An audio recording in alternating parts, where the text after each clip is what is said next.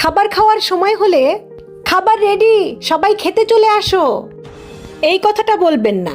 বিশেষ করে আপনার সন্তানদের সামনে তো এই কথা কখনোই বলবেন না, কারণ আপনার পরিবারের সদস্যরা কোনো অতিথি নয় যে আপনি খাবার রেডি করে সবকিছু গুছিয়ে টেবিল গুছিয়ে তাদের ডাকবেন, তারা এসে খেয়ে দিয়ে আবার অতিথির মতো সবকিছু ফেলে রেখে চলে যাবে। বাংলাদেশে বেশিরভাগ পরিবারে মনে করা হয় খাবার গোছানো, টেবিল গোছানো, খাবার সামনে তুলে দেয়া শুধুমাত্র মায়ের কাজ। এটি একটি ভুল ধারণা। পরিবার যেমন সবার, তেমনি খাবার রেডি করা বা টেবিল রেডি করা বা মাকে সাহায্য করার দায়িত্ব কিন্তু সবার। পরিবারের বাকিরা বাইরে থেকে আসা কোনো অতিথি নয় যে তাদের সামনে 3 বেলা খাবার এবং পানি তুলে দিতে হবে।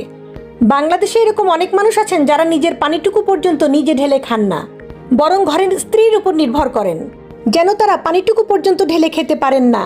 তাই আপনার সন্তান যেন এমন না হয়, তার জন্য ছোটবেলা থেকেই ঘরের কাজে